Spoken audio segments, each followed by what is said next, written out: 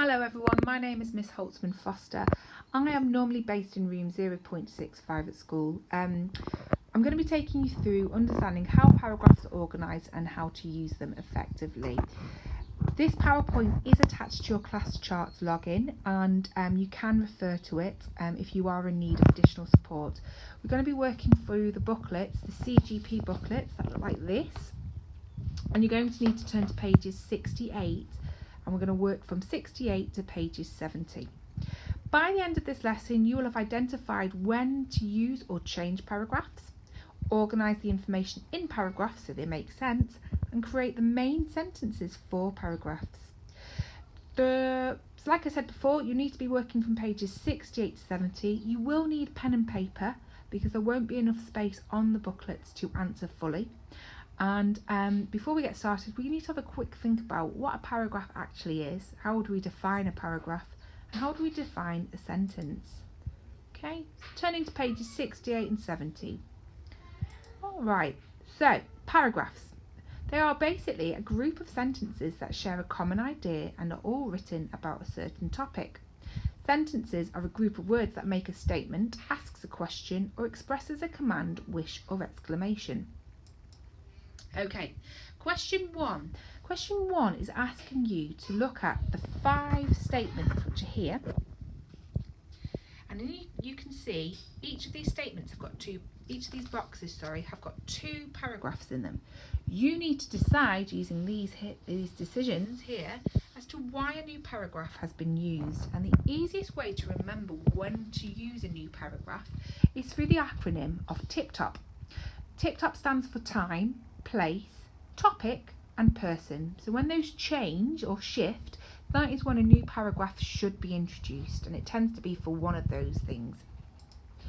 Question 2, you're going to need to read this paragraph here, okay? It says a good paragraph sticks to one topic. Work out which sentences in the following paragraph are rambling. Rambling ultimately means going off topic. Then write out a corrected version. Now, there are 2 sentences in this paragraph that shouldn't be there, that have no relevance. Here are the first 2 sentences, and we're going to see if we can work out if one of these sentences should be in place.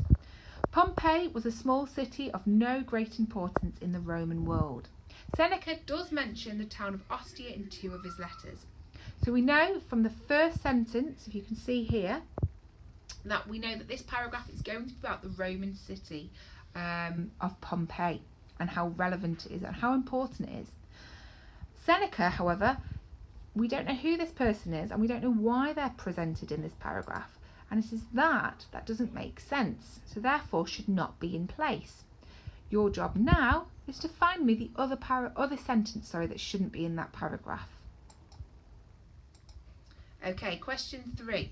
Question 3 is at the bottom of page 68, and it is the extract from a short story. This extract has all been combined together, and it actually should be more than one paragraph. Your job is, by using the TIP-TOP, time, place, topic and person, your job is to work out when a new paragraph should be introduced. So you'll need to rewrite that extract, read it through first of all, from start to beginning, work out when a new paragraph should be introduced and rewrite it so that it has got more than one paragraph in it. Okay?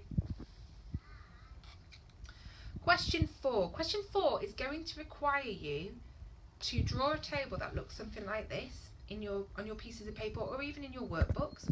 Okay? And it's going to ask you to read through the passage on page 69. Okay, the passage is all of this information here, and as you can see there are 1, 2, 3, 4 paragraphs. Your job is to work out what each paragraph is talking about. What is it going on about? And there are some helpful hints underneath in the grey box, and I've also introduced them here in my grey box. Okay, so you need to identify what the phrase is that begins, okay, which is down here. What phrase does each of the paragraphs begin with? And then here on the right hand side, what are they going on about? And you can see I've done the first paragraph for you. So, most families argue about what to watch on the telly. Okay, and we can see the phrase most families argue, which is from here. We then carry on reading the paragraph. The solution of to this problem is A, to persuade your mum to buy everyone at their own TV set, B, to watch something that no one really wants to see, or C, to encourage your brothers and sisters to go round to their friends' houses as often as possible, or better still, to go and live there. So out of these 4 suggestions, which one is what is the paragraph going on about? Well, it's going on about the basic problem, which is the TV, and some solutions. Your job now is to do it for paragraphs 2, 3 and 4, please. Okay? Use the phrases in the boxes to help you. Okay, question 5.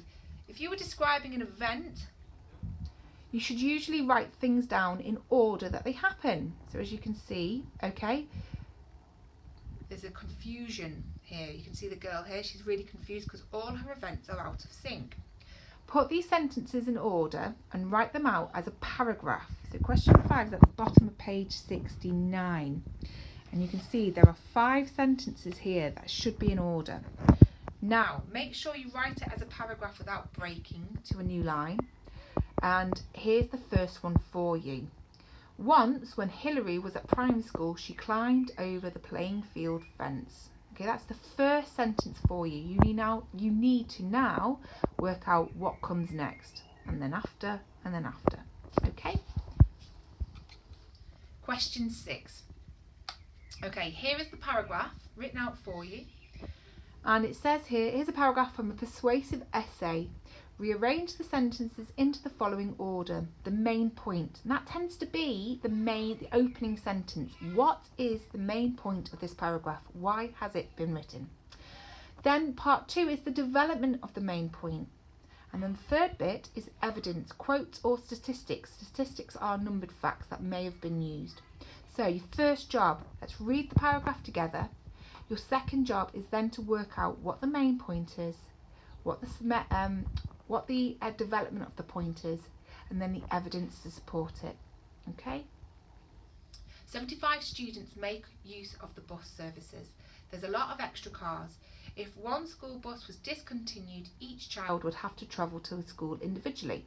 As the head teacher has said, the pollution caused by the extra cars travelling to the school would have had a bad effect on the environment.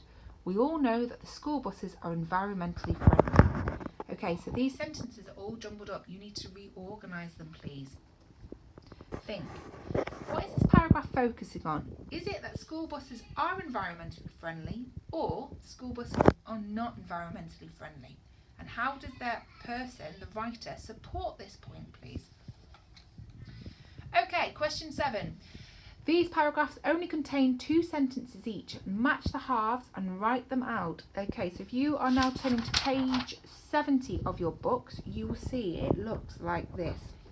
So you've got A, B, C, which is the first part of the paragraph, and then 1, 2 and 3. You need to match up an A with a number, a B with a number and a C with a number. Okay, they create the halves. So you can see here, I've done one for you just to show you what it looks like. Rosie couldn't help but be grateful that weekend had come at last. Joy rose up inside of her as thoughts of going to visit her father on Sunday. Please excuse the typo. Okay, so you've got to match up and write them out. Don't just put A1 or A2. Write them out so you can see the paragraphs link. Okay, question 8. Read the following paragraphs. Write a first sentence for each paragraph which introduces the main point it is making. Okay, so here are my 2 paragraphs. And they look like this. Here we go, question 8. They look like this, but if you need a bit of colour, here we go. In my view, unhealthy treats and snacks should be rejected in favour of healthier alternatives. It is important to follow a strict diet and to avoid bad foods such as those containing too much fat, salt and artificial sugars. In my view, this is the second paragraph, you can have a healthy diet and still enjoy some unhealthy foods, as long as you don't eat too much of anything. The occasional unhealthy dessert or bar of chocolate, for example, is nothing to be worried about. So we have 2 opposing views here about healthy treats and unhealthy treats, or healthy diets and unhealthy diets. Your job now is to create the opening sentence, the topic sentence, or the main sentence. You may wish to start your response with, I think, or you may want to challenge yourself and perhaps use one of the persuasive language devices from De Forest. So, direct address, alliteration, facts, opinions, repetition, exaggeration, statistics, or triplets. Try and challenge yourself if possible. Okay, question 9. The sentences in the paragraphs below are mixed up. You've got to first of all write out the sentence which should come first, so the main sentence, the topic. Write down the phrases that gave you a clue to your answer for A, and write out the rest of the paragraph in a sensible order. Now, for those of you that are struggling with looking at a paragraph and thinking, right, what comes first and second, I've split the paragraph up into its sentences here to help you. Now, take a look at the very last sentence here, how it finishes with a colon. When do we use colons? Do we use them to end a sentence, or do we use them perhaps to introduce something else, perhaps a point or a list? So there's your first clue as to what that could be used for. Maybe at the beginning or maybe somewhere in the middle. You decide. Okay, make sure you understand what it is that this set paragraph is going on about before you answer the question. And that is all the work that you're expected to do. This should take you the double lesson that you would normally have in English. Now, for those of you who want to get the answers to your work, they are going to be on the back of this book, okay, on pages 109 to 110, and the answers will come in this type of form.